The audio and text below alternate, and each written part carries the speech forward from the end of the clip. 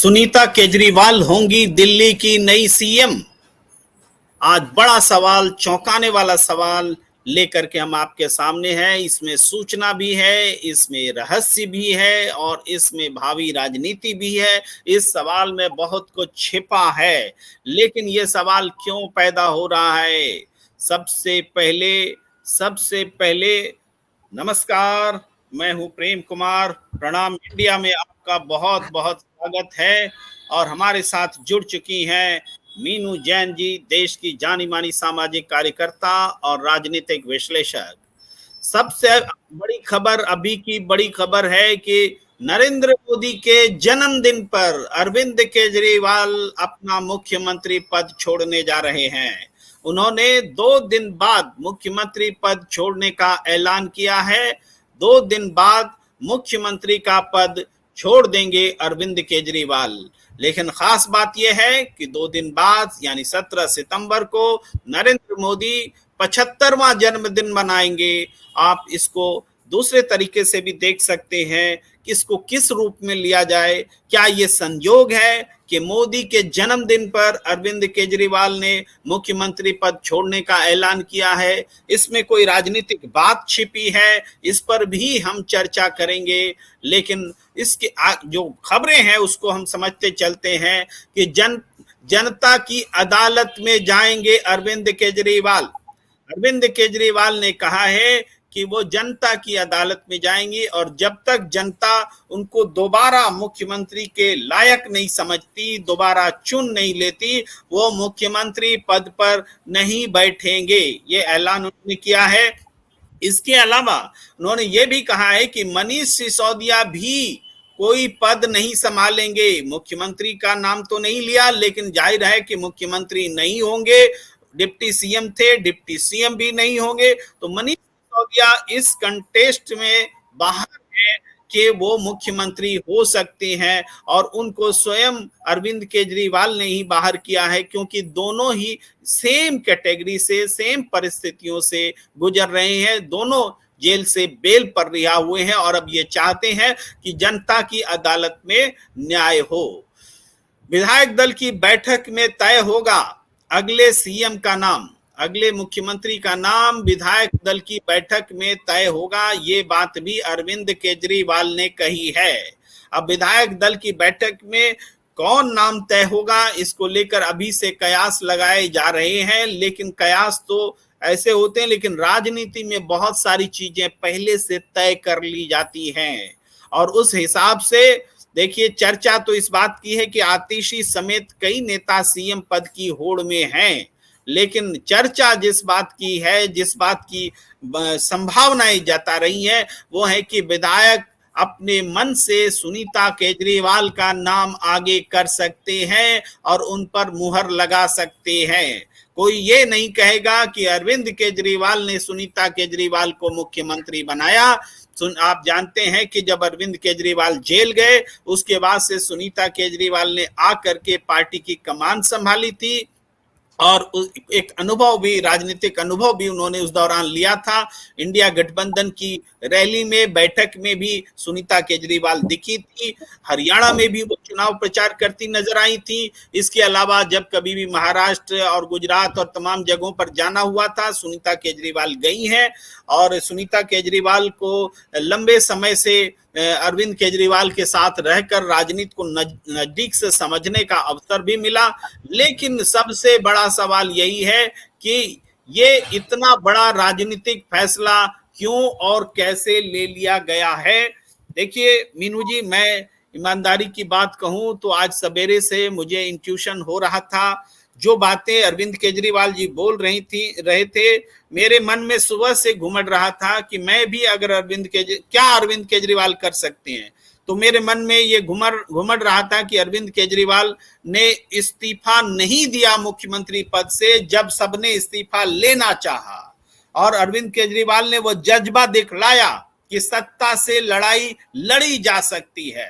तो अब जब ये बात साबित हो चुकी है कि उन्होंने जेल से भी सरकार बना करके, चला करके दिखा दिया, तो अरविंद केजरीवाल को इसी बात को एक्सप्लेन करना चाहिए और कहना चाहिए कि मैं पद का भूखा नहीं हूं, मैं पद छोड़ता हूं। और तब तक मेरे मन में तो ये बात थी, थोड़ा सा जो फर्क है वो ये कि तब तक मैं मुख्यमंत्री नहीं बनूंगा जब तक अदालत से बेदाग नहीं हो जाऊंगा। लेकिन इसमें थोड़ा सा फर्क आया। अरविंद केजरीवाल जी ने कहा मैं तब तक मुख्यमंत्री नहीं बनूंगा जब तक कि जनता दोबारा उनको नहीं चुनती है। इसका मतलब ये है कि कोर्ट क्या फैसला देती है इससे इतर अरविंद केजरीवाल अगले चुनाव के बाद अगर आम आदमी पार्टी जीतती है तो खुद को दोबारा मुख्यमंत्री के रूप में पेश कर रहे हैं। यानी अगले चुनाव का चेहरा अरविंद केजरीवाल अभी से उन्होंने घोषित कर दिया है। ये सुबह से मेरा इंट्यूशन था और उसमें जो थोड़ा सा फर्क था वो मैंने आपके सामने रखा। एक बात और मैं बता दूं, लगे हाथ के जब यूपीए की सरकार बन रही थी पहली बार अटल बिहारी वाजपेयी के समय में, उनको हराने के बाद, तब सोनिया गांधी जी को लोग नेता चुन रहे थे, सारे दल के लोग नेता चुन रहे थे। और भारतीय जनता पार्टी के नेताओं ने सड़क पर आंदोलन छेड़ दिया था। सुषमा स्वराज, उमा भारती, साध्वी रितंबरा, तमाम लोग कि सोनिया गांधी विदेशी मूल की हैं और उनको मुख्यमंत्री नहीं होना चाहिए। और जब उन्होंने अपने बाल मुड़ाने तक की भी प्रतिज्ञा कर ली थी कि अगर सोनिया गांधी मुख्यमंत्री प्रधानमंत्री होंगी तो हम अपने बाल मुड़ा लेंगे, इस तरह की घोषणा कर दी थी। तब भी हमारा मन जो था यही कहता था कि काश ऐसा हो कि सोनिया गांधी सबकी नेता भी चुन ली जाए और प्रधानमंत्री पद की शपथ लेते लेते ठीक पहले वो इस्तीफा बोले कि हम नहीं लेंगे और अपना मन बदल ले। ये मेरा दिल कहता था और ठीक वैसा ही हुआ कि सबने सोनिया गांधी को प्रधानमंत्री चुन लिया था। लेकिन सोनिया गांधी जी ने जब राष्ट्रपति एपीजे अब्दुल कलाम से मुलाकात की थी तो उन्होंने मनमोहन सिंह का लेटर लेकर के उनको पकड़ा दिया और स्थिति एकदम बदल गई। तो ये दूसरी बार मेरे जीवन में ऐसा हुआ है जैसा मैंने सोचा था, हमने जैसा सोचा वैसा ही हुआ। तो इस हिसाब से अरविंद केजरीवाल के फैसले को हम देखते हैं। हालांकि एक एंगल मुझे बड़ा ये लगता है कि इंडिया गठबंधन का हिस्सा है अरविंद केजरीवाल और ये फैसला इंडिया गठबंधन की सेहत के लिए बहुत अच्छा फैसला है, ये मैं मानता हूं। फिर भी कुछ कांग्रेस के लोग जो मुख्य धारा में हैं भी नहीं, संदीप दीक्षित जी जैसे व्यक्ति जो कभी सेना के प्रमुख को सड़क का गुंडा कह देते थे, माफी मांगते थे, इस तरह के लोग आकर के टीवी पर बोलते हैं कि अरविंद केजरीवाल के खिलाफ बोलते हैं ना, तो ऐसे में इंडिया गठबंधन के खिलाफ में यह काम करने वाली बात है। सच बात यह है कि जेल में रहते हुए भी अरविंद केजरीवाल के साथ कांग्रेस खड़ी रही, एक साथ चुनाव भी लड़े और अलग भी चुनाव लड़े, जैसे पंजाब में लड़ा तो हरियाणा में अलग लड़ लिया, तो क्या दिक्कत हो गई। इस तरह से अगर बातों को देखें तो राजनीतिक रूप से कोई परिस्थितियां नहीं बदली हैं, लेकिन एक धारा है जो इसको बड़े परिप्रेक्ष्य में न देख करके इस परिप्रेक्ष्य में देखता है कि अरविंद केजरीवाल बीजेपी के लिए काम कर रहे हैं। लेकिन जनता इस चीज को स्वीकार नहीं कर सकती। जिस पार्टी के इतने सारे नेता जेल में हैं, जिस पार्टी को तोड़ने के लिए क्या नहीं किया गया। आज भी अरविंद केजरीवाल ने अपने भाषण में कहा है कि हमारी पार्टी को तोड़ने के प्रयास किए गए, हमें जेल में भेजा गया और सारा कुछ किया गया, लेकिन हम झुके नहीं, हम लड़ते रहे। और उन्होंने अपील की कि देश के सारे मुख्यमंत्रियों से मैं अपील करता हूं कि जब कभी भी ऐसा अवसर आए इस्तीफा मत देना। हमने इस्तीफा नहीं दिया और हम जेल से बाहर बेल पर आए। ये बात सही है कि बेल होना इंसाफ होना नहीं होता है, बेल होना कंक्लूड होना नहीं होता है, लेकिन ये भी साफ समझना पड़ेगा कि सुप्रीम कोर्ट जब ये कह रहा है कि सरकारी गवाह और पुलिस के बीच दिए गए बयान के ही आधार पर किसी पर मुकदमा नहीं चलाया जा सकता, टिप्पणियां कर रहा है अलग अलग केसेस में, तो ऐसे में अरविंद केजरीवाल का केस तो बिल्कुल ऐसा है कि बाप बेटे को मजबूर किया गया कि बाप के खिलाफ बेटे को, बेटे के खिलाफ बाप को, ये कह के कि अगर आप अरविंद केजरीवाल के खिलाफ बयान देते हैं तो आपको सरकारी गवाह बना दिया जाएगा। और उसके बाद के समय में उनको लाभान्वित भी किया गया, म्यूचुअल लेन देन भी हुआ। इन सब के बावजूद अगर आज हम देख रहे हैं कि अरविंद केजरीवाल ने एक जबरदस्त लड़ाई भारतीय जनता पार्टी के मोदी शाह के तानाशाही के खिलाफ लड़ी है, तो इसको कोई नजरअंदाज नहीं कर सकता राजनीतिक कारण से। मेरा तो कम से कम मत है कि ऐसे कांग्रेस जनों को, राहुल गांधी ऐसा नहीं बोल रहे हैं, राहुल गांधी तो बोल के गए थे कि हरियाणा में आम आदमी पार्टी के साथ में तालमेल की संभावना देखो, लेकिन ऐसे कांग्रेसी जो कांग्रेस में रह करके नेशनल पर्सपेक्टिव को नहीं समझ पा रहे हैं, छोटे छोटे लाभ देख रहे हैं दिल्ली के और हरियाणा के, वो कम से कम राजनीतिक रूप से राष्ट्रीय स्तर पर इंडिया गठबंधन को बहुत बड़ा नुकसान पहुंचा रहे हैं। ये मैं अपनी राय रखता हूं, हो सकता है मीनू जी आप अपनी अलग राय रखते हो, मुझे इससे इत्तेफाक नहीं है। लेकिन इसी के साथ में इस चौंकाने वाली घटना के साथ आता हूं कि अरविंद केजरीवाल ने इस्तीफे की पेशकश कर दी है, और वो लाइन बहुत महत्वपूर्ण है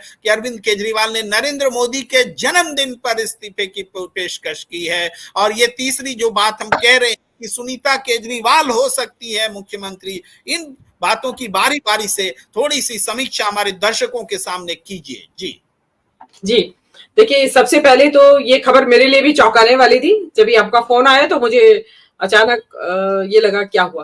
तो मेरा मानना ऐसा है कि जो अरविंद केजरीवाल जी ने जो ये इस्तीफे की पेशकश की है, ये प्योरली एक पॉलिटिकल मूव है। देखिए पॉलिटिक्स है ये, और डेफिनेटली वो अपना नफा नुकसान देख के हर एक कदम फूकेंगे। ये जो इस्तीफा दिया है, जरा इसकी पृष्ठभूमि में जाएं तो इसमें ये अब बात समझ में आती है कि क्योंकि अरविंद केजरीवाल और मनीष सिसोदिया बहुत लंबे अंतराल के बाद ऐसे एक साथ मिले हैं, जिसको दिखाया भी गया पिक्चर्स में ही गले मिल रहे हैं, क्योंकि सिसोदिया जेल में थे, अरविंद केजरीवाल बाहर थे, फिर अरविंद केजरीवाल भी जेल में चले गए, सिसोदिया अब बाहर आए, और उसके बाद अरविंद केजरीवाल बाहर आए हैं।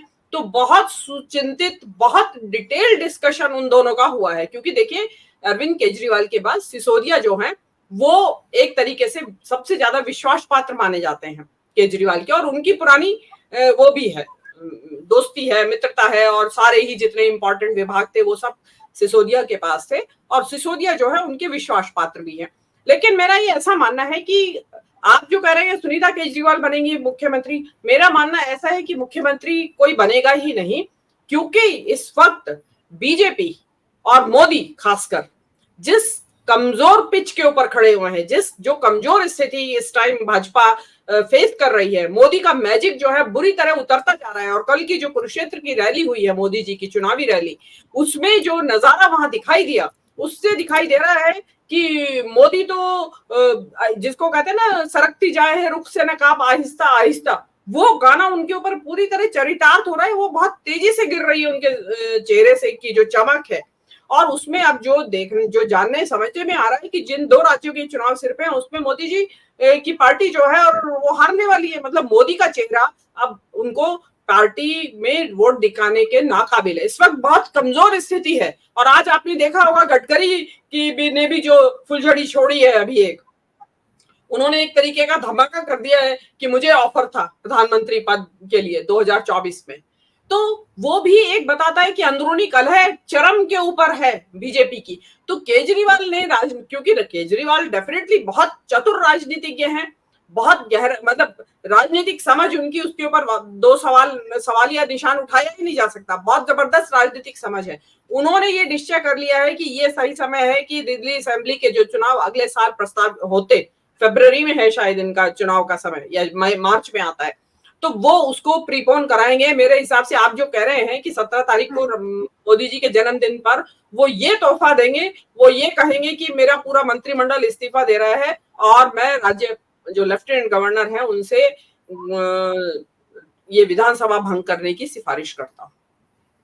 ये केजरीवाल, क्योंकि अब केजरीवाल और सिसोदिया दोनों बाहर हैं, तो पार्टी की टूट का तो जब उनकी एब्सेंस में नहीं टूटी तो अब लेकिन इस बारे में स्पष्ट घोषणा हो चुकी है कि विधायक दल की बैठक होगी और नया नेता चुना जाएगा, इसलिए ये तय है कि विधानसभा भंग करने की सिफारिश नहीं की जा रही है। जी नहीं, वो ठीक है, नहीं की जा रही है अभी कहना, और जिसको कहते हैं ना there are many slip between cup and the lip, कि अभी तो बहुत कुछ दिल्ली, मतलब बीच में पता नहीं, कहते हैं ना कि कुछ हो सकता है। मेरा मानना ऐसा है कि जो करने जा रहे हैं उसको वो पहले से, अगर वो उसको इतनी ईमानदारी के साथ अगर राजनीतिज्ञ बता देंगे अपनी पूरी प्लानिंग, तो फिर क्या रहेगा। और मोदी जी के जन्मदिन पे वो उनको एक गिफ्ट दे रहे हैं एक तरीके का, ताकि एक डेफिनेटली सदमा लगेगा कि और वैसे बता रहे हैं कि ग्रहण है कल 17 तारीख को, इस बार मोदी जी के जन्मदिन पे सूर्य ग्रहण की बात बता रहे हैं। अब पता नहीं क्या स्थिति है, लेकिन मेरा मानना ऐसा है कि ये खाली इतने तक बात नहीं है कि केजरीवाल सुनीता केजरीवाल को मुख्यमंत्री बनाया जाएगा। अगर बनाना होता उनको तो, क्योंकि वो बाहर है इस वक्त, और सिसोदिया को भी बना सकते थे और अपने सामने ही बैठ के काम करवा लेते सारा, लेकिन वो किसी को भी मुख्यमंत्री नहीं बनाएंगे। और अगर उनको बनाना होता, और जिस प्रॉपर्टी की अब वो बात कर रहे हैं कि भाई मैं तो जनता से ही वो लूंगा, ये जनता का मैंडेट वो पहले भी कह सकते थे, ले सकते थे इस बात को। ये इस्तीफा देने वाली बात जो है ना, जनता की जनता। एक बात देखिए, पहले लेने और अब लेने में फर्क है। पहले वो लगातार इस्तीफे का दबाव था, उस समय अगर इस्तीफा देते तो बीजेपी के कहने पर दिया गया इस्तीफा माना जाता, बीजेपी के बनाए हुए दबाव पर दिया गया इस्तीफा माना जाता। इसका मतलब माना जाता कि करप्शन के नाम पर उन्होंने जो जाल फैलाया और अरविंद केजरीवाल के लिए और पूरी टीम के लिए, वो सफल हो गया। तो उस चीज को एक तरह से अरविंद केजरीवाल ने जेल में रह करके संघर्ष करके उस चीज को खारिज कर दिया कि मोदी चाहे तुम जो कर लो, हम तुम्हारे कहने से इस्तीफा नहीं देंगे। ये फर्क है। बेल से बाहर आने के बाद जब अरविंद केजरीवाल कहते हैं कि अब हम मुख्यमंत्री का पद छोड़ रहे हैं और जब जनता की अदालत में जाएंगे, वो फिर दोबारा हमको अगर अधिकृत करेगी तब हम फिर मुख्यमंत्री बनेंगे। लेकिन अभी जो बात उन्होंने कही है कि विधायक दल का ये होगा कि मीटिंग होगी, उसमें नेता का चुनाव होगा, तो बहुत सारे नाम हैं जो मुख्यमंत्री हो सकते हैं। उसमें एक नाम तो उन्होंने स्वयं काट दिया कि मनीष सिसोदिया का, क्योंकि मनीष सिसोदिया का केस और उनका केस एक है, दोनों बेल पर हैं। जब जो तर्क सीएम केजरीवाल के लिए लागू होते हैं, वही तर्क पूर्व डिप्टी सीएम मनीष सिसोदिया के लिए लागू होते हैं। तो इन दोनों नामों को छोड़कर कौन मुख्यमंत्री हो सकता है, ये प्रश्न है। और मुख्यमंत्री तो होगा, क्योंकि विधायक दल की बैठक होगी तो कोई ना कोई नेता चुना जाएगा। और क्योंकि इस्तीफा भी उन्होंने दिया नहीं है कि इस बीच भी कोई चाल चलने की जो है चाल चल सके बीजेपी, इस्तीफा देंगे उसके बाद ही तो। ये तो इस्तीफा और नया नाम दोनों एक साथ राज्यपाल को दिया जाएगा, जैसा कि आप परंपरा अब चल पड़ी है, क्योंकि जहां आप टाइम देंगे तो वो राज्यपाल ये उपराज्यपाल खेल कर देंगे। इसीलिए ये दोनों घटनाएं एक साथ होंगी। इसमें मुझे लगता है कि सुनीता केजरीवाल का नाम अरविंद केजरीवाल टॉस नहीं करेंगे, लेकिन दिल्ली के विधायक सबसे ज्यादा अगर किसी नाम पर सहमत होंगे तो वो सुनीता केजरीवाल के नाम पर, इवन आतिशी जैसी नेता भी जिनके नाम पर विधायक सहमत हो सकते हैं, वो भी सुनीता केजरीवाल को एंडोर्स करेंगी। ये मेरा राजनीतिक अनुभव कहता है। राजनीतिक विश्लेषक होने के नाते मैं आज दावे से करता हूं कि जब तक कि सुनीता केजरीवाल ठुकरा न दे कि मैं नहीं बनूंगी, विधायक दल उनको ही नेता चुनने वाला है। जी देखिए, आपकी बात बिल्कुल सही हो सकती है, क्योंकि राजनीतिक अनुभव या जो आपका जो एक आकलन है, लेकिन मेरा आकलन इससे विपरीत है। मेरा मानना ऐसा है कि बिल्कुल विधानसभा चुनाव सिर के ऊपर है, एंड पे आ रहे हैं, और केजरीवाल जब छूट के आए हैं जेल से, तो और सिसोदिया भी अब छूट गए हैं, तो लोगों को अब ये समझ में आ रहा है कि भाई कोर्ट ही इस मामले को कुछ ढीला ढाला पा रही है, तो शायद केजरीवाल का इतना दोष नहीं है जिस तरीके का उनको परेशान किया जा रहा है।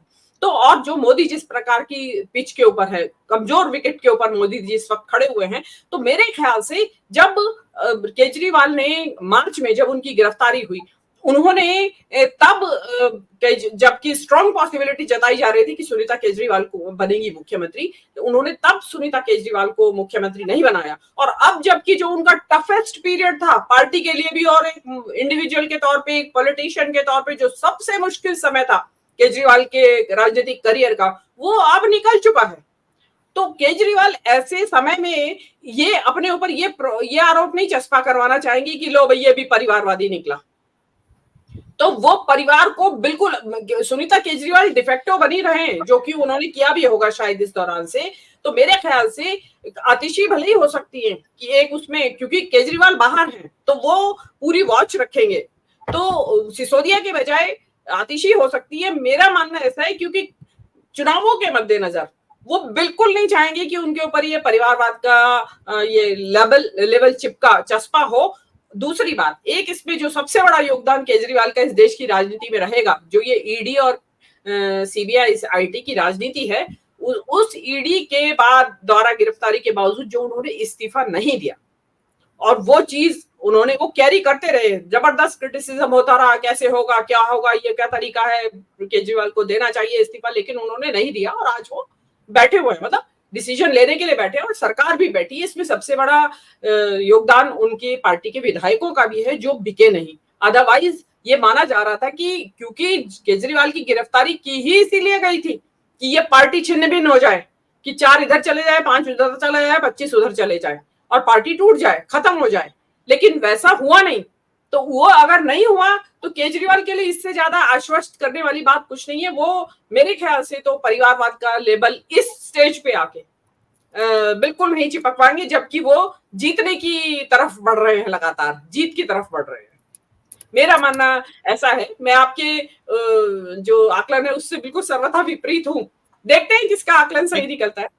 देखिए यहाँ इसको हम थोड़ा स्पष्ट करते हैं कि देश में परिवारवाद को लेकर के नरेंद्र मोदी जी लगातार हमला करते रहते हैं, सही है, लेकिन वक्त ने बताया है कि ये परिवारवाद की बात अब अप्रासंगिक हो गई है, क्योंकि हर वो परिवारवाद का उदाहरण जब कभी भी मौका मिलता है नरेंद्र मोदी जी उनको ओढ़ लेते हैं, उनको स्वीकार कर लेते हैं। चाहे पासवान की परिवार की पार्टी हो, चाहे देवगौड़ा के परिवार की पार्टी हो, चाहे पीडीपी महबूबा मुफ्ती के परिवार की पार्टी हो। इसके अलावा बीजेपी स्वयं परिवारवाद का बहुत बड़ा उदाहरण है और उसकी परिभाषा भी बहुत दूर दूर तक जाती है कि केवल राजनीति नहीं, अब तो आप अपने बेटे को बना देते हैं बीसीसीआई और आईसीसी का प्रमुख, तो वो भी परिवारवाद ही है। तो उस तरह से परिवारवाद अब जनता को बेचैन नहीं करता है, इसलिए कि ये यथार्थ है भारतीय राजनीति का, कोई अभिशाप नहीं है। बहुत लोग तो वरदान के तौर पर भी देखते हैं। अब गांधी नेहरू परिवार का तो देश के लिए वरदान है, अभिशाप थोड़े है। कुर्बानी का इतिहास है, योगदान का इतिहास है, लाभ लेने का इतिहास नहीं है, सर्वस्व न्यौछावर करने का इतिहास है, जान देने का इतिहास है। तो ये तो एक संघर्ष है परिवारवाद। तो हम ये कहते हैं कि अरविंद केजरीवाल ये देख चुके हैं कि हेमंत सोरेन ने चंपाई सोरेन को मुख्यमंत्री बनाया, नतीजा क्या निकला, ताजा उदाहरण। तो नतीजा ये निकला कि वो बीजेपी में आखिरकार वो परिस्थिति बनी और चले गए। आम आदमी पार्टी कट्टर ईमानदार है, इस बात का दावा आज भी अरविंद केजरीवाल ने किया है और उनका दावा तब तक सही है क्योंकि उनकी पार्टी भी नहीं टूटी, उनके मंत्री भी नहीं टूटे, या बहुत मिनिमम टूटे, उससे कोई फर्क नहीं पड़ा। 1-2 लोग तो टूटे ही थे। लेकिन आप ये समझिए कि जो विधायक दल की बैठक होगी, मैं ये कह रहा हूं कि अरविंद केजरीवाल तो इंडोर्स करेंगे ही नहीं। जैसे पहले लालू प्रसाद जी का था कि लालू प्रसाद जी ने जेल में जैसे गए तो उनकी जगह पर राबड़ी देवी मुख्यमंत्री हो गई और वो सब लगभग सुनिश्चित करके वो गए थे। लेकिन यहाँ अरविंद केजरीवाल एक बार एक शब्द बोलेंगे भी नहीं। खुद विधायक दल जो है, विधायक उनका नाम सुनीता केजरीवाल का प्रस्ताव करेंगे, खुद वो उनको नेता चुनेंगे और किसी की हिम्मत नहीं होगी, आतिशी की हिम्मत नहीं होगी बोलने की कि वो नहीं मैं, या कोई दूसरे की हिम्मत नहीं होगी कि आतिशी का नाम सुझा दें या किसी और का नाम सुझा दें। जो भी बाकी नेता हैं, राघव चड्ढा है, संजय सिंह है, दूसरे लोग हैं, उनका नाम सुझा दें, ऐसी हिम्मत किसी की नहीं होगी। तब ऐसे में सिर्फ एक कंडीशन में सुनीता केजरीवाल मुख्यमंत्री नहीं होंगी, जैसा कि आप कह रही हैं मीनू जी, कि अगर अरविंद केजरीवाल ये चाह लें कि लोग हम पर परिवारवाद का की भी उंगली ना उठाए। लेकिन ऐसा अगर होता तो जेल में जब अरविंद केजरीवाल थे तब सुनीता केजरीवाल को बागडोर नहीं दी जाती। तब क्या चिंता नहीं थी परिवारवाद की? तब भी लोगों को लगा था कि ये उनको तैयार किया जा रहा है, यानी पृष्ठभूमि तैयार है। तो अब तभी उसी केस में अरविंद केजरीवाल सुनीता केजरीवाल मुख्यमंत्री नहीं होंगी, जबकि दल उनको चुन ले नेता और उसके बाद वो मना कर दे, या फिर वो शुरू में ये कंडीशन लगा दे कि सुनीता केजरीवाल के नाम पर विचार नहीं होगा। तो ये बात अरविंद केजरीवाल जी करने वाले नहीं हैं, ये मैं कह रहा हूं। जी देखिए, जो आपने कहा कि सुनीता केजरीवाल तब भी संभाल रही थी काम, वो एक अनऑफिशियल था। वो मतलब उसमें आपके पास क्या प्रूफ है कि सुनीता केजरीवाल पर्दे के पीछे से चला रही? प्रूफ तो कुछ नहीं था ना। एक ऑफिशियली वो मुख्यमंत्री पद की शपथ लेके और फिर वो राजकाज संभाल रही होती तो माना जाता।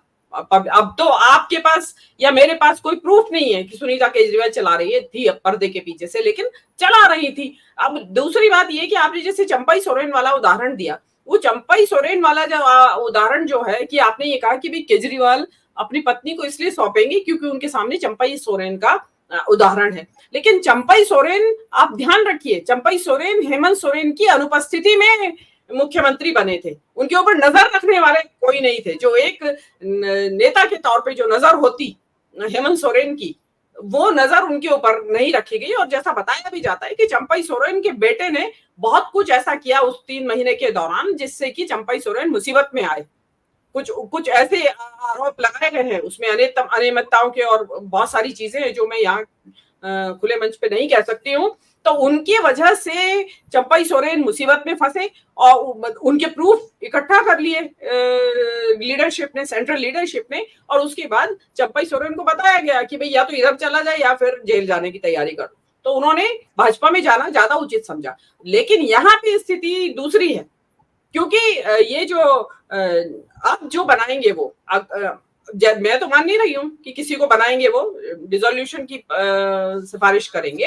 लेकिन अगर वो बनाते भी है किसी थर्ड वाले, अतिशी को बनाते हैं वो, तो अतिशी के ऊपर डायरेक्ट नजर रखने वाले लोग हैं उसमें। मनीष सिसोदिया उनके सबसे विश्वस्त व्यक्ति, वो और वो खुद दोनों वहां मौजूद है। आप ये देखिए ना कि सिसोदिया और इनके आपस में बाहर इकट्ठा मिलन होते ही पूरी तरीके से जैसे पूरी रात डिस्कशन हुआ होगा, मैराथन डिस्कशन हुई होंगी, उसके बाद इस निर्णय पे पहुंचे हैं केजरीवाल कि क्या किया जाना चाहिए। तो ये निर्णय भी कि क्योंकि दो जन सामने हैं तो अतिशी चाह के भी कुछ नहीं कर पाएंगी। हालांकि मैं अतिशी की एक निष्ठा पे और सत्यनिष्ठा पे और पार्टी के प्रति उसके ऊपर सवाल नहीं उठा रही हूँ, लेकिन मैं चंपई सोरेन के जो उदाहरण है उससे अगर मैं तुलना करूं तो यहाँ स्थिति डिफरेंट है। यहाँ केजरीवाल और सिसोदिया दोनों उनको सुपरवाइज करने के लिए बैठे हैं उनके सिर के ऊपर, वो वाली स्थिति यहाँ है नहीं, मेरा मानना है ऐसा है। जी जी एक प्रश्न हम इससे आगे ले जाते हैं। हालांकि फिर हम दोहराते हैं, विधानसभा डिसॉल्व करने की बात को अरविंद केजरीवाल खारिज कर चुके हैं आज इस रूप में कि उन्होंने विधायक दल की बैठक बुलाई है। नहीं तो मुख्यमंत्री पद का इस्तीफा सीधे एलजी को देते, विधानसभा भंग हो जाती, 2 दिन पहले से बोलने की जरूरत भी नहीं थी।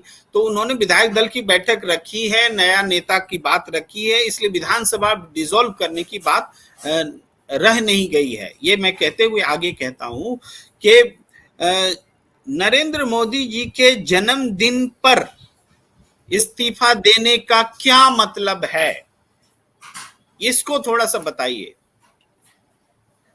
यही है बस, आवाज यही है झटका देना।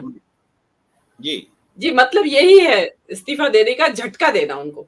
वो इस्तीफे के साथ साथ ऐसा बम फोड़ेंगे कि मोदी जी जो ऑलरेडी एक कमजोर विकेट पे चले हुए, उनका आत्मविश्वास डगमगाया हुआ है, उनकी सभाओं में लोग नहीं आ रहे हैं, उनकी पार्टियों में बगावत हो रही है, लोग छोड़ के जा रहे हैं, उनके यहाँ उम्मीदवारों की लिस्ट जाहिर हो जाती है और पार्टी में बगावत हो जाती है कि हम नहीं मानेंगे इस लिस्ट को, बदलो उम्मीदवारों को। तो ये स्थिति जिस वक्त जो राजनीति की जो समझ कहती है, जिसको कहते हैं ना कि विदुर की राजनीति या चाणक्य की राजनीति, वो यही कहती है कि जिस वक्त आपका प्रतिद्वंदी सबसे कमजोर पोजीशन में, उसी वक्त इसके ऊपर प्रहार किया जाए। तो वो ऐसे कमजोर क्षणों में प्रधानमंत्री के उस वक्त ये प्रहार करेंगे और जिसको कहते हैं ना ऑफ गार्ड पकड़े जाएंगे, मतलब कि उनको पता ही नहीं है, सो रहे थे और सोते वक्त हमला हो गया प्रधानमंत्री मोदी जी के जो या भाजपा के ऊपर कि अब करिए तैयारी आप उसमें। तो मेरा जो मानना है, मेरे 2-3 आपको अपने लॉजिक दे दिए हैं, तो उसकी ही लाइट में मैं कह रही हूँ। तो ये मेरा सोचना है, नहीं देंगे और वो ये शॉक देना। हम एक बात जोड़ते हैं कि चूंकि 75 साल वाला फार्मूला मार्गदर्शक मंडल में जाने का स्वयं नरेंद्र मोदी जी ने तैयार किया था। और लोग कहते हैं कि सबूत कहाँ है, सबूत कहाँ है, लेकिन ये मार्गदर्शक मंडल बना, ये तो सबसे बड़ा सबूत है। उसमें 75 साल की सीमा के ऊपर के लोग गए, ये सबसे बड़ा सबूत है। तो मार्गदर्शक मंडल में जाने का जो पॉइंट है 75वां जन्मदिन, उसी दिन इस्तीफे का ऐलान करना कहीं अपने आप को देश के स्तर पर अगले प्रधानमंत्री के तौर पर पेश करने का एक संदेश तो नहीं है अरविंद केजरीवाल जी का? हो सकता है, हो सकता है। देखिए, ये तो जो महत्वाकांक्षा तो हर एक राजनीतिज्ञ की होती है, और देखिए उनका शुरू से ये रहा है कि भाई हमें पहले नेशनल पार्टी बनना है। उसी चक्कर में तो ये सारा पंजाब, गुजरात और ये जो अभी हरियाणा की बात आ रही है कि भाई वो लड़ने के लिए जा रहे हैं, तो उसमें डेफिनेटली हो सकता है। और मेरा जैसा, मैं आपको अब हमेशा से कहती रही हूँ, यहाँ भी मेरा और आपका शायद डिफरेंस ऑफ ओपिनियन हो सकता है कि केजरीवाल बीजेपी की बी टीम नहीं है, केजरीवाल संघ के व्यक्ति हैं, संघ का हाथ है। और आपको ध्यान है आज गडकरी का भी स्टेटमेंट वायरल हो रहा है कि भाई मुझे प्रधानमंत्री बनने का न्योता आया था कि भाई हम आपको सपोर्ट करेंगे। और आज ही केजरीवाल कह रहे हैं कि हम प्रधानमंत्री के जन्मदिन पे इस्तीफा देंगे। भाई आपके इस्तीफा देने से कोई प्रधानमंत्री को ऐसा तो है नहीं कि बड़ी नाच के पड़ेंगे, प्रधानमंत्री बहुत प्रफुल्लित हो जाएंगे। बोल सकते हैं क्या जी? इसको मोदी जी को केजरीवाल का तोहफा बोल सकते हैं क्या? जहर से भरा हुआ घड़ा है यो बर्थडे की, लेकिन बर्थडे की में बासी केक, कड़वा केक, तो वो जो भी गिफ्ट है वो पयो मुखम विष कुंभम कहते हैं ना, कि जहर का घड़ा भरा हुआ है लेकिन उसके ऊपर दूध है लगा हुआ, तो बर्थडे गिफ्ट के तौर पे दिया जा रहा है। मतलब ये भी एक राजनीति है, एक बहुत बड़ा शौक। क्या होगा देखिए, जिस दिन प्रधानमंत्री का जन्मदिन होगा उस दिन आप जानते ही है बीजेपी का आईटी सेल और सारे टीवी चैनल्स, और खुद हो सकता है प्रधानमंत्री जी भी काफी करते ही हैं ढोल धमाका होना चाहिए। देखिए 75 साल उम्र आपने पूरी की है, हम भी अपने उनको अग्रिम शुभकामनाएं देते हैं प्रधानमंत्री को कि स्वस्थ रहे और देश की सेवा इसी प्रकार करते रहे। लेकिन आप ये देखिए कि उसी दिन प्रधानमंत्री की तो जन्मदिन का छाया हुआ है और उसी में केजरीवाल इस्तीफा दे दे, या जैसा मैं मान रही हूँ कि असेंबली विधानसभा को डिसॉल्व करने की, भंग करने की सिफारिश कर दें तो रंग में भंग पड़ जाएगा। मतलब सारे टीवी चैनल्स और हम और आप इस बात पे लग जाएंगे कि केजरीवाल दिल्ली विधानसभा भंग, चुनाव निकट। वहां पे देखिए मीनू जी, हम तो प्रश्न रख रहे हैं, परमुटेशंस कॉम्बिनेशंस रखते हुए सारी चीजों को खंगाला जाए, ये हमारा मकसद है। हम इसको क्या ऐसे भी देख सकते हैं कि प्रधानमंत्री नरेंद्र मोदी जी पर इस्तीफे का दबाव वो डाल रहे हैं अपना इस्तीफा फेंक कर जन्मदिन के दिन। देखिए मैं एक बता रही हूँ, संघ की चालें हैं, गडकरी और केजरीवाल की ये दो बातें एक साथ आना कोई सहयोग नहीं है। ऐसा नहीं कि अचानक केजरीवाल जी को सूझ गई है। डेफिनेटली केजरीवाल को ये नतीजे तक पहुंचने में सिसोदिया के साथ सलाह की है उन्होंने, बैठ के बहुत गहन विचार विमर्श। देखिए हम पहले से सोची समझी इसलिए नहीं कहेंगे क्योंकि एक दिन पहले वो रिहा होते हैं, दूसरे दिन में ऐलान करते हैं, तो सोचने का समय तो एक ही दिन है ना। अब गडकरी जी 2 दिन पहले बोल रहे हैं, 2 दिन पहले बोल रहे हैं, तो गडकरी जी को के बोलने का तो हम कोई वैल्यू नहीं समझते। अरे आपको बनाता कौन प्रधानमंत्री? कौन इंडिया गठबंधन में एक नाम पर सहमति नहीं हो रही, और आपके नाम पर सहमति हो जाती क्या? नितिन गडकरी, मान लिया उद्धव ठाकरे ने ऑफर कर दिया होगा, राहुल गांधी भी मान जाते, बाकी लोग मान जाते क्या? ऐसे ऑफर का तो वैल्यू 0 है, तब भी था, आज भी है। नीतीश कुमार को बना देते तब भी वो प्रधानमंत्री होते कि नहीं होते, वो तो आंकड़ों पर निर्भर करता है कि कैसा आंकड़े, ऐसे आंकड़े आते और कौन प्रधानमंत्री बनता। इसलिए गडकरी जी क्या बोल रहे हैं, वो अपना पॉलिटिकल माइलेज और अपने आप को बीजेपी में प्रासंगिक बनाए रखने के लिए वो ये बातें कह रहे हैं। जी, कहने में क्या जाता है प्रेम जी, आपने उछाल दी बात।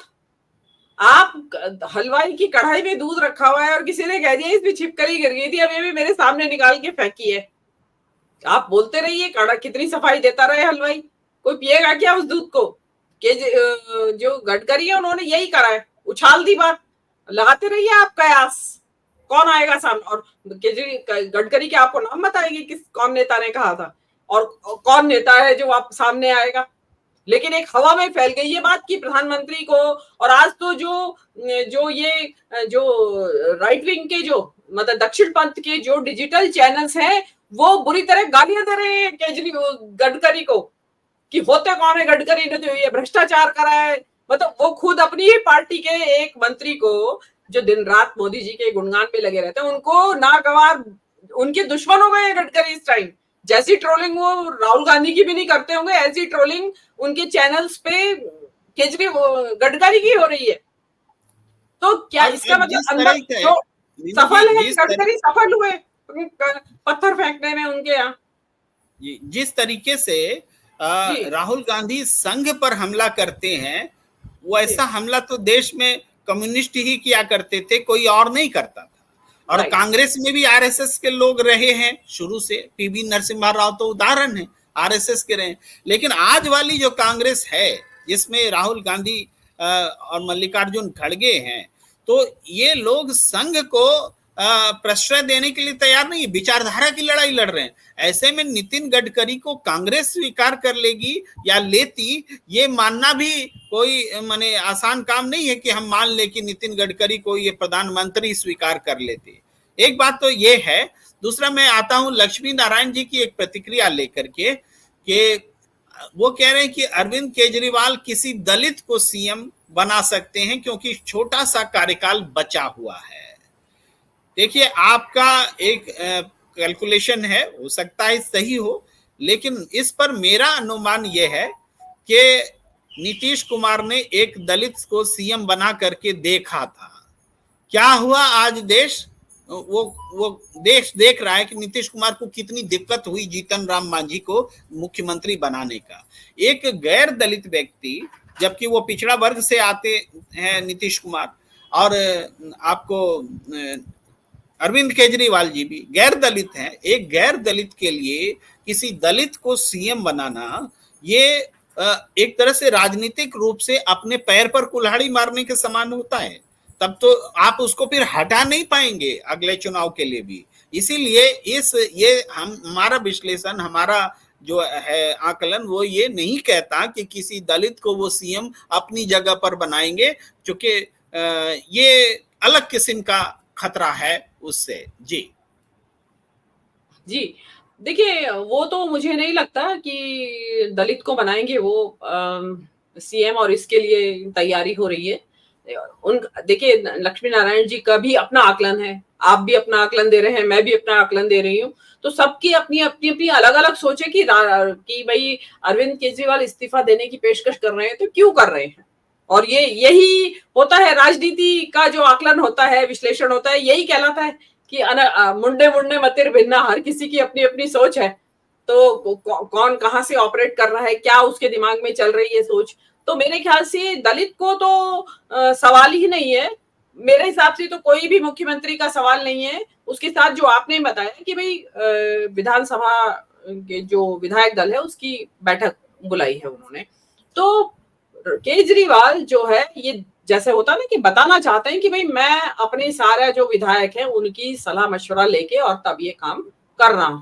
ऐसा नहीं है कि भाई मैंने इंडिपेंडेंटली यूनानिमसली ये फैसला ले लिया है, क्योंकि बहुत दिनों के बाद ऐसा एक अवसर आया है जबकि सिसोदिया और केजरीवाल दोनों मौजूद होंगे एक साथ।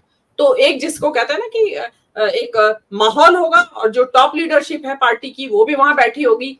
तो ऐसे में पार्टी को वो अपना एक्सप्लेन करेंगे, जो भी बात बताएंगे अपनी, और सारी जो भी आज तक जो पिछले 1.5-2 साल में गुजरा है उसके बारे में आकलन करेंगे, और फिर बताएंगे कि भाई हमें अब ये करना है। और जो अब ये पता नहीं वो अपने मीटिंग में बताएंगे या नहीं कि मैं क्या करने जा रहा हूँ, हो सकता है बता भी रहे हो। और देखिए, इनर सर्कल में तो बातचीत शुरू हो चुकी होगी कि क्या करने जा रहे हैं केजरीवाल। तो अब इसका जो विधायक दल की बैठक का भी मेरा तो अनुमान यही है कि उनमें कॉन्फिडेंस में लिया जा रहा है अपने विधायकों को कि भाई केजरीवाल ऐसा निर्णय लेने जा रहा है। क्योंकि पिछली बार जब केजरीवाल जमानत पे आए थे तो नंबर 1 तो बहुत शॉर्ट टर्म के लिए आए थे, और उस वक्त लोकसभा चुनाव सिर के ऊपर थे, तो उनके लिए वो ज्यादा महत्वपूर्ण था चुनाव प्रचार करना। लोकसभा में चुनाव ज्यादा महत्वपूर्ण थे, सही समय है। और अब क्योंकि केजरीवाल अकेले नहीं है, उनके जो राइट हैंड है सिसोदिया, वो भी सामने है, और विधानमंडल के जो विधायक दल की जो पूरी बैठक है, उसमें सबको कॉन्फिडेंस में लेके बड़े लोकतांत्रिक तरीके से वो ये परसेप्शन मैसेज पब्लिक में भेजना चाहेंगे कि भाई मैंने सबकी समझदारी के साथ, सबकी सहमति के साथ ये हमारी सहमति बनी है कि हम चुनाव में जाना चाहते हैं और इसलिए हम मंत्रिमंडल समेत इस्तीफा दे रहे हैं। तो क्योंकि और इसलिए भी लेना जरूरी है ना विधायक दल को, दोनों विधायकों को कॉन्फिडेंस में कि केजरीवाल ने तो इस्तीफा दे दिया। आप थोड़ा सा आपको रोकते हैं, एक दिखाना हम चाहते थे।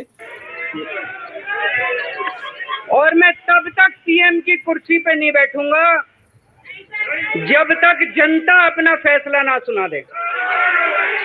बाद आज से 2 दिन के बाद मैं सीएम की कुर्सी से इस्तीफा देने जा रहा हूं।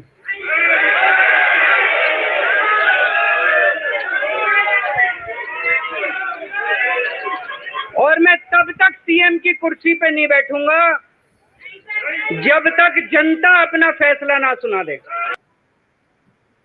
ये 2 लाइन हमने आपको सुनाया।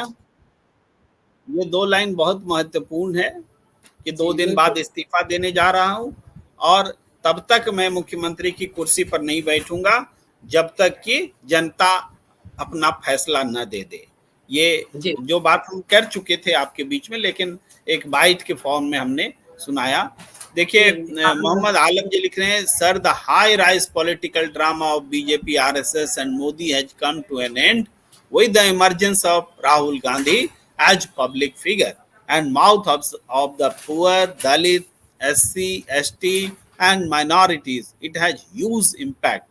बहुत सही, उपयुक्त और सटीक बात मोहम्मद आलम ने कही है कि बीजेपी आरएसएस की राजनीति और उसका जो राजनीति का ड्रामा है वो अंत की ओर आ चुका है, क्योंकि राहुल गांधी एक पब्लिक फिगर के रूप में उभर चुके हैं। और इस तरीके से एक इम्पोर्टेंट बात मोहम्मद आलम ने कही है। और अभी जो आम आदमी पार्टी के हिसाब से घटनाक्रम हुआ है, अरविंद केजरीवाल अपनी भविष्य की राजनीति को संवारने की कोशिश कर रहे हैं। आगे कौन सा ट्रैक लेकर के चला जाए, उस हिसाब से हम देखें तो उन्होंने अपनी पार्टी के हित में एक बड़ा फैसला लिया है। एक मोड़ है ये, यहाँ से पार्टी किस दिशा में चलेगी ये है। दिल्ली चुनाव की लड़ाई है, इसको मैं हरियाणा चुनाव से तो कतई नहीं देखता हूँ। हरियाणा चुनाव उनके माइंड में नहीं है, लेकिन टाइमिंग जो होता है, एक राजनीतिक व्यक्ति इस टाइमिंग को देखता है, उस टाइमिंग ही महत्वपूर्ण होती है, टाइमिंग ही उस फैसले को बड़ा या छोटा बनाता है। आज अब पूरा देश अरविंद केजरीवाल के फैसले पर गौर करेगा, उनके उठाए मुद्दों पर गौर करेगा कि उनको पीड़ित बनाया गया, उनको विक्टिम बनाया गया, चुनी हुई सरकार को परेशान किया गया। सिर्फ ऐसा नहीं है कि केवल भ्रष्टाचार के मामलों में जेल भेजा गया, अरे दिल्ली का पूरा अधिकार सरकार ने छीन लिया संविधान में संशोधन करके। एलजी को इतना पावर दे दिया कि सरकार कुछ कर ही न सके, ऐसे हालात पैदा किए। एलजी इस तरह से व्यवहार कर रहे हैं जैसे कोई पॉलिटिकल पार्टी का कार्यकर्ता हो, यानी जनता के चुनी हुई सरकार का पल पल पग पग अपमान हुआ है। इस बात को जब वो पब्लिक के सामने रखते हैं तो ये सिर्फ दिल्ली का मामला नहीं रह जाता, ये सिर्फ आम आदमी पार्टी का मामला नहीं रह जाता, ये मामला डेमोक्रेसी का मामला हो जाता है, डेमोक्रेसी को बचाने का मामला हो जाता है। यानी वही एजेंडा जो इंडिया गठबंधन लेकर चल रहा है, हाउ टू सेव डेमोक्रेसी। और इसलिए इस रिजिग्नेशन को या अरविंद केजरीवाल के जेल जाने को या पूरे आम आदमी पार्टी के संघर्ष को अहमियत देने की जरूरत है, मैं ऐसा मानता हूं। क्योंकि डेमोक्रेसी से लड़ाई को जब हम देखेंगे तो ये बड़ी बात हो जाती है। अगर हम आम आदमी पार्टी वर्सेस कांग्रेस, आम आदमी पार्टी वर्सेस अदर्स देखेंगे तो वो एक अलग नजरिया हो जाता है। दिल्ली की कांग्रेस का नजरिया हमेशा डिफरेंट रहेगा, उसको वहां की सरकार में आना है, आम आदमी पार्टी से लड़ना है। लेकिन कांग्रेस के बड़े लीडरशिप का रवैया ऑलवेज अलग होगा, क्योंकि उनको राष्ट्रीय स्तर पर भारतीय जनता पार्टी के उन सभी मीन्स का विरोध करना है जिससे कि डेमोक्रेसी खतरे में आती है, अंडरमाइन होती है। जी मीनू जी। जी, बिल्कुल। देखिए, जो आम आदमी पार्टी का जो संघर्ष रहा है, डेफ़िनेटली उससे लर्न करना चाहिए अदर पार्टीज़ को। देखिए, जिस तरीके से क आम आदमी पार्टी के सभी मुख्य, एक समय ऐसा आया था कि जितने भी टॉप लीडरशिप है आम आदमी पार्टी की, वो सारी जेल के अंदर थी। एक समय ऐसा भी हुआ, 2-3 महीने का ऐसा पीरियड रहा, जिसमें कि अरविंद केजरीवाल, सिसोदिया, संजय सिंह, सत्येंद्र जैन सब जेल के अंदर थे। वो ऐसा बिल्कुल राइट टाइम था जिस वक्त पार्टी को तोड़ा फोड़ा जा सकता था, और कोशिशें हुई भी होंगी, डेफिनेटली कोशिशें हुई होंगी कि इस पार्टी को इस वक्त तोड़ दिया जाए, और एक निराशा का माहौल डेफिनेटली पैदा हुआ होगा काडर पे। लेकिन इसमें सीखने वाली बात अन्य दलों के नेताओं के लिए भी है कि जो पार्टी थी उसके जो जो भी विधायक थे, वो इतने भीषण संकट के बावजूद टूटे नहीं। वो किसी लालच में नहीं आए, किसी दबाव में नहीं आए। एक या दो की बात नहीं मैं कह रही हूं, लेकिन परिस्थितियां ऐसी बन रही थी, लोगों ने ये कयास लगाना शुरू कर दिया था कि भाई आम आदमी पार्टी अब खत्म है, सीन से ही खत्म है। लेकिन आप उसमें आज देखिए कि क्योंकि उन्होंने अपनी एक तो राजनीतिक जो चालें हैं वो बिल्कुल सही तरीके से चली केजरीवाल ने, कि सबसे पहले तो जो आपने बताया कि मुख्यमंत्री पद से इस्तीफा नहीं दिया, जिसकी की आलोचना होती रही, लेकिन उन्होंने आलोचना की परवाह नहीं की। दूसरा, उन्होंने किसी को मुख्यमंत्री नियुक्त नहीं किया, काम काज जैसे भी चला होगा, क्योंकि देखिए वहां भी केजरीवाल का की जो रणनीति थी वो प्रैक्टिकली देखें तो वो सही थी, क्योंकि सारा काम तो, सारी शक्तियां तो उपराज्यपाल के पास है, लेफ्टिनेंट गवर्नर के पास है सारी शक्तियां।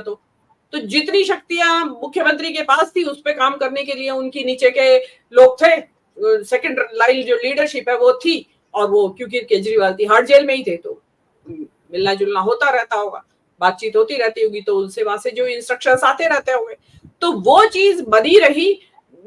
दूसरा, ये जो डिसीजन कह रही हूँ ये आपने लिया उन्होंने, केजरीवाल ने, और अब इंतजार किया सही मौके का। उसमें क्या हुआ, जो भाई जितने भी एक जो माहौल बनने का इंतजार किया। देखिए, ये ही केजरीवाल, चाहे अगर इलेक्शन से पहले की अगर ये स्थिति होती तो उस वक्त केजरीवाल भी ये नहीं कहते कि मैं इस्तीफा दे रहा हूं, क्योंकि उस वक्त किसी को मालूम नहीं था कि बीजेपी और मोदी जो है 240 सीटों पे आके रुक जाएंगे। कोई सोच ही नहीं रहा था इस बात को। ये था कि 272 तो आ ही जाएगी बीजेपी की, ये किसी ने नहीं सोचा था कि मोदी जी बैसाखियों पे आ जाएंगे। तो ये उन्होंने समय का इंतजार किया और समय ने साथ दिया उनका, और समय ऐसा आया कि मोदी जी न केवल 240 पे आए, उनकी अपनी सीट बचानी भारी हो गई, और अब जो हो रहा है कि सभाओं में लोग नहीं आ रहे हैं उनकी, और बगावतें हो रही है पार्टी में, हजारों हजार कार्यकर्ता और नेता छोड़ के जा रहे हैं पार्टी अलग अलग राज्यों में, और चुनावी राज्यों में तो सबसे ज्यादा। तो उन्होंने सही समय पे सही वार किया है, जिसको कहते हैं ना कि मत चूक के चौहान वाली बात की, बिल्कुल सही समय यही, ये चूकना नहीं है। और ये उन्होंने, उनमें केजरीवाल के जो साथी है सिसोदिया भी साथ में आ गए, तो उन्हें फैसला लेने के लिए बहुत आसानी हुई, और उसका नतीजा है कि आपने देखा जो भी हुआ। तो उससे ये चीज सबसे पहली जो इम्पोर्टेंट लेसन है इस सारे घटनाक्रम में अन्य पार्टियों के लिए, कि पार्टी का जो सोच है या जिस मिशन को लेके आगे पार्टी बढ़ रही है उस पे कायम रहना चाहिए, विधायकों को या सांसदों को या नेताओं को। तो आप अगर आप उस पे टिके रहेंगे तो जनता का विश्वास भी आप पे बना रहेगा, और पार्टी एकजुट रहेगी। और देखिए, आज पार्टी एकजुट है, तो इसीलिए अरविंद केजरीवाल इतना बड़ा निर्णय लेने में अपने आप को हिम्मत कर पा रहे हैं। जी बिल्कुल बिल्कुल सही बात। आज की घटना बहुत महत्वपूर्ण है, राजनीतिक को नए सिरे से डिफाइन करने में भी एक रोल निभाएगी, और अरविंद केजरीवाल ने बड़ा फैसला लिया है। अगले 2 दिनों में हमें देखना है कि क्या होता है। विधायक दल की बैठक होती है, उसमें नया नेता कौन होता है, इस पर भी राजनीति आगे निर्भर करने वाली है कि राजनीति का रुख क्या होगा। ये भी इम्पोर्टेंट पॉइंट है। और इस पर इंडिया गठबंधन की औपचारिक प्रतिक्रिया अब तक नहीं आई है। इंडिया गठबंधन की प्रतिक्रिया, इंडिया गठबंधन से मतलब है, इंडिया गठबंधन अपने तौर पर तो नहीं बोलेगी, कांग्रेस के बड़े नेता क्या बोलते हैं, राष्ट्रीय जनता दल क्या बोलता है, या फिर समाजवादी पार्टी क्या बोलती है, शरद पवार का क्या टेक होता है, उद्धव ठाकरे का क्या टेक होता है, ये सब जो है, या दक्षिण में और भी जो नेता है, तमिलनाडु के स्टालिन का क्या टेक होता है, ये सब देखने वाली बात होगी। तो राजनीति आगे बढ़ रही है और निश्चित रूप से एक बात कहने की जरूरत है कि राहुल गांधी ने नरेंद्र मोदी के नेतृत्व को जिस तरह से चुनौती दी है, जिस तरह से उनके ऑरा को कम किया है और अपने ऑरा को बढ़ाया है, उसको देखते हुए हो सकता है कि कुछ लोग ये मानते हैं कि अरविंद केजरीवाल किसी इस्तेमाल हो रहे हो, जैसा आप मानती हैं कि आरएसएस एक दूसरा नाम प्ले कर रहा है, मोदी के ऑरा कम होने से एक दूसरा नाम प्ले किया जाए।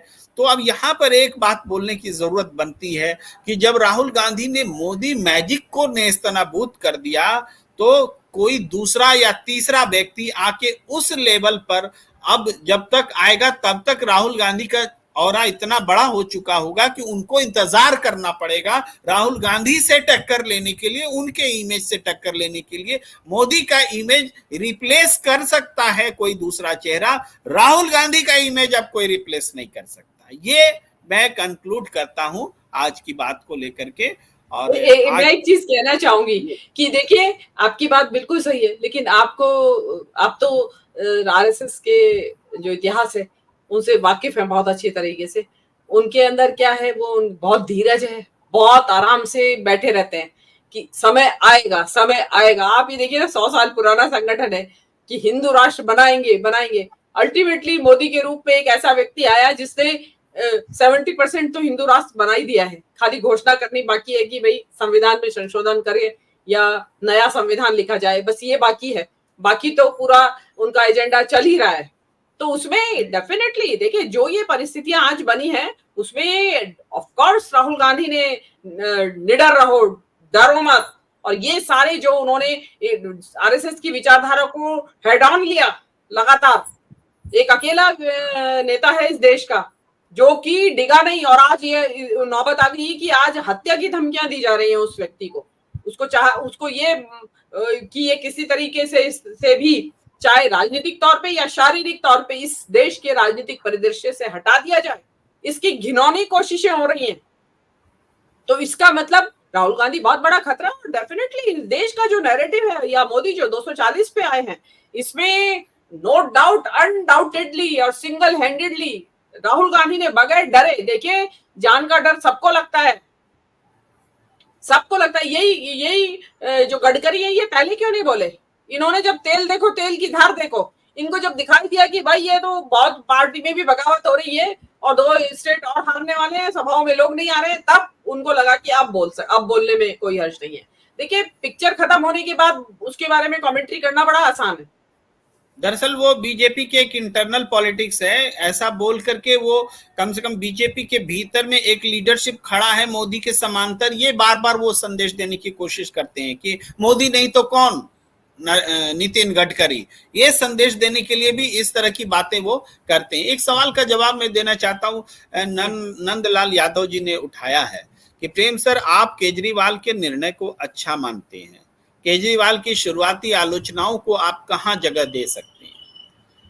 देखिए नंदलाल यादव जी, इस बात को ईमानदारी से स्वीकार करना पड़ेगा कि कांग्रेस की सियासत में कमियां थी, तभी इस देश में वन पार्टी सिस्टम के समांतर मल्टी पार्टी सिस्टम और मल्टी पार्टी पॉलिटिक्स शुरू हुई। तभी जनता पार्टी, तभी जनता दल और इस तरह की सियासत और फिर बीजेपी का आविर्भाव हुआ। अब राहुल गांधी के लीडरशिप ने उन सारी कमियों को झेला, उन सारी आलोचनाओं को स्वीकार किया। इमरजेंसी के लिए अगर बात कोई बोलता है, आलोचना करता है, तो इंदिरा गांधी नहीं आती है सुनने के लिए, राहुल गांधी को सुनना पड़ता है, राहुल गांधी को फेस करना पड़ता है। तो अरविंद केजरीवाल का जो आविर्भाव हुआ, जो अन्ना आंदोलन हुआ, वो आंदोलन यूपीए 1-2 के खिलाफ में एक तरह से आप मानिए, लेकिन उसका अभिशाप झेलना पड़ रहा है राहुल गांधी को। तो अरविंद केजरीवाल ने जो किया उसको गलत हम नहीं ठहरा सकते, वो भी जनता के साथ ही कह रहे थे, जनता की जुबान ही कह रहे थे। लेकिन एक समय होता है, समय में कोर्स करेक्शन होता है। राहुल गांधी ने बहुत सारी नीतियों पर नए ढंग से समीक्षा करके नई नीतियां, नया कलेवर, नया तेवर देके कांग्रेस को बदला है। इसलिए उन बातों पर अटकने की कोई आवश्यकता नहीं है कि अरविंद केजरीवाल ने तब क्या कहा था और अन्ना आंदोलन के समय क्या कहा था और मुख्यमंत्री बनने के बाद क्या कहा था। अरे सरकार बनने के लिए जब पहली बार सीटें कम हो गई थी तो कांग्रेस ने ही तो समर्थन दिया था। अगर उस समय कांग्रेस ने समर्थन नहीं दिया होता कि जाओ बहुत लड़े, बनाओ सरकार, कैसे बना, तो आम आदमी पार्टी और बीजेपी एक साथ खड़ी होती तो शायद भविष्य की राजनीति के लिए कांग्रेस को यह सूट करता। लेकिन कांग्रेस ने तात्कालिक फायदा देखा कि बीजेपी और आम आदमी पार्टी को एक होने मत दो, और उन्होंने आम आदमी पार्टी को बिना मांगे समर्थन दिया, जबकि वो कह रहे थे, बच्चे के माथे की कसम उसम खा के कह रहे थे कि हम कांग्रेस का समर्थन नहीं लेंगे, लेकिन कांग्रेस का समर्थन लेना पड़ा। जी मीनू जी, आखिरी कमेंट। हाँ जी, देखिए जो ये तो रंगलाल जी जो कह रहे हैं वो उनका व्यू है, उसका स्वागत करते हैं हम। लेकिन देखिए ये राजनीति है, और वो कहा जाता है कि इंग्लिश में एक सेइंग है कि राजनीति, politics makes strange bed fellows, कि आप पता नहीं किसके साथ आप हाथ गलबहियां करने लगे। ये तो राजनीति है कि आज आप जिसके साथ हैं तो कल उसके साथ नहीं दिखाई देंगे, और जिसके बात के बारे में आप सपने में भी नहीं सोच सकते कल उसके साथ आपका गठबंधन हो जाए। अब खबरें आती रहती है ना बिहार से पल पल में कि आज नीतीश कुमार इस्तीफा दे दिए हैं, गठबंधन छोड़ दिए हैं, आज नीतीश कुमार वापस जा रहे हैं, आज नीतीश कुमार बीजेपी के साथ जा रहे हैं, आज आरजेडी के साथ जा रहे हैं। तो राजनीति तो देखिए अवसरवादिता का नाम होता है, इसमें तो इसके बारे में ये कोई राजनीति है, ये कोई धर्म की दुनिया तो है नहीं, नैतिकता की दुनिया नहीं है कि भाई यहाँ हम धर्म और नैतिकता की बातें करें। लेकिन इसमें अगर जो शुरुआती आलोचनाओं की बात रहती है तो उसमें जो आपने कहा कि वो भी उस टाइम के समय की जरूरत थी, और आज जो हो रहा है वो भी एक समय की जरूरत है। देखिए किसी ने नहीं सोचा था कि नरेंद्र मोदी का जो प्रादुर्भाव जो इस देश के राजनीतिक क्षेत्र पे होगा, वो ये किसी ने नहीं सोचा था। सब लोग गुजरात मॉडल सोच रहे थे कि भाई बहुत जो विकास का मॉडल है गुजरात का वो लेके आ रहे हैं। लेकिन हुआ क्या कि विकास का मॉडल के पीछे सांप्रदायिकता छिपी हुई थी, मतलब सांप्रदायिकता विकास का झोला ओढ़ के आई थी, और वो आपको 10 साल लगे उसको उजागर होने में, और वो पूरी तरह उजागर हो गई है।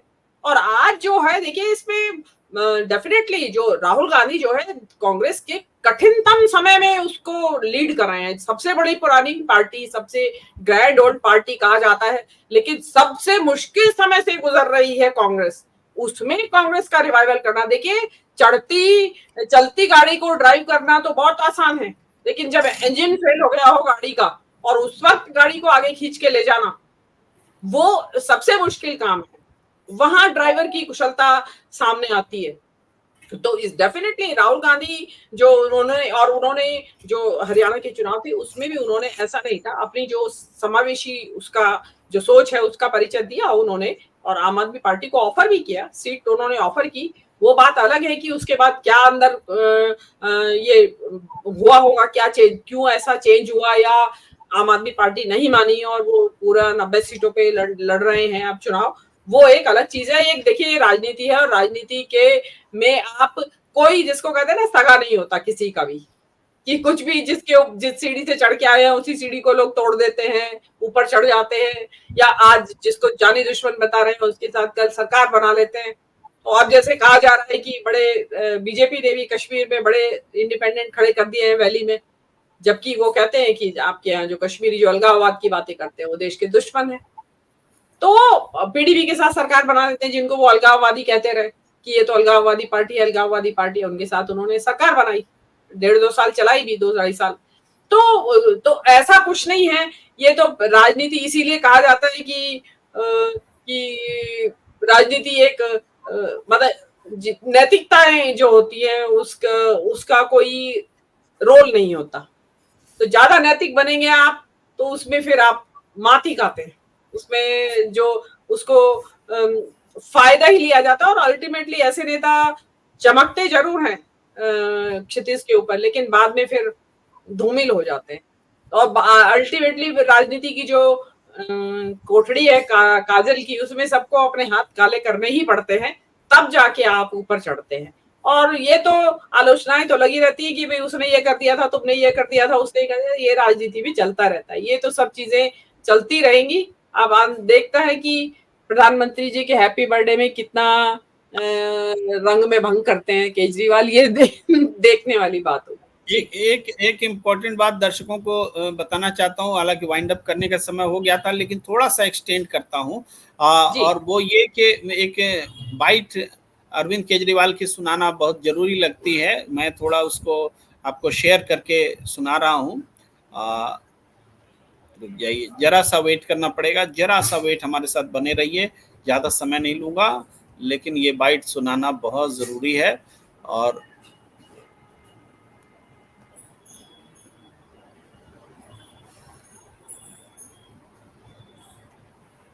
पर आपके काम बंद नहीं होने दिए मैंने।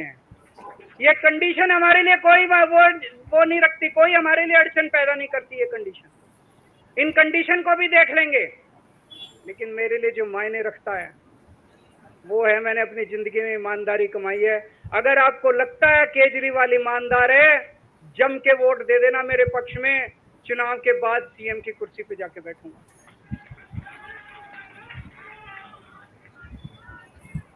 फरवरी में चुनाव है। आज इस मंच से मैं मांग करता हूं कि ये चुनाव नवंबर में कराए जाए, महाराष्ट्र के साथ कराए जाए, तुरंत कराए जाए चुनाव।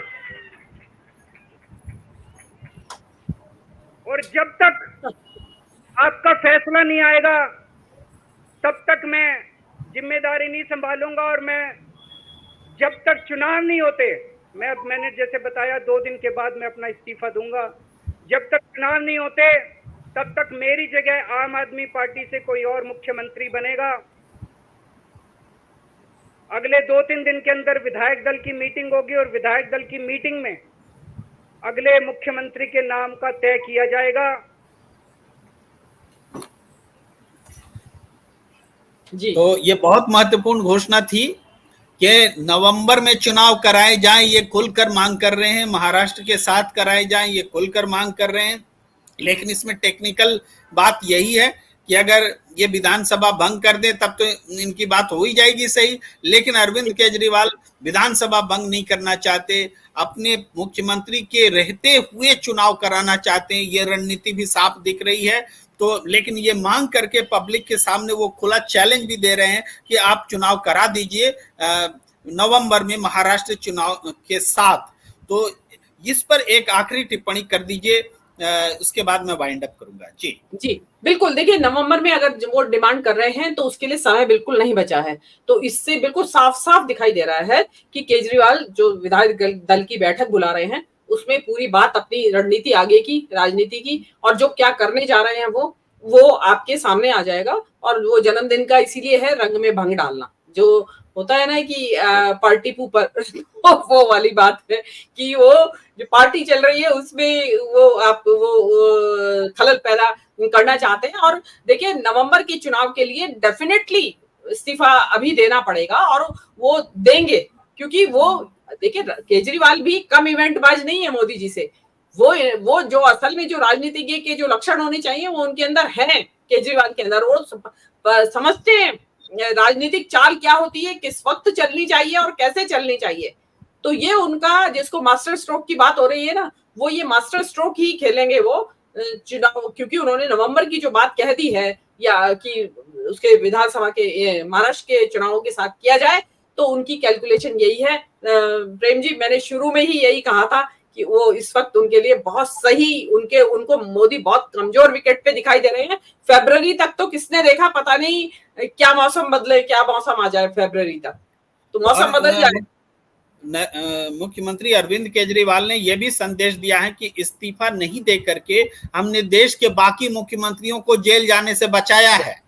ये भी संदेश दिया है और अपनी कुर्बानी दी है। तो ऐसे नोट पर वो अगर चुनाव पे जाते हैं तो उनको मैक्सिमम फायदा मिल सकता है चुनाव में और सहानुभूति मिल सकती है, और ये टाइमिंग उनकी बहुत सटीक है। लेकिन आने वाले 2 दिनों में किस तरीके से राजनीति होती है, 2 ही दिन मैं कह रहा हूं, ज्यादा दिन नहीं, लेकिन इस 2 दिन में राजनीति दिखेगी कि आगे कैसे राजनीति बढ़ने वाली है। तो आज की चर्चा को यहीं विराम देने का वक्त। आप सबसे आग्रह कि यूट्यूब चैनल हमारा आपका प्रणाम इंडिया लाइक कीजिए, सब्सक्राइब कीजिए, शेयर कीजिए, ज्वाइन का बटन दबाइए और बने रहिए अपनी सार्थक टिप्पणियों के साथ हमारी इस चर्चा का हिस्सा।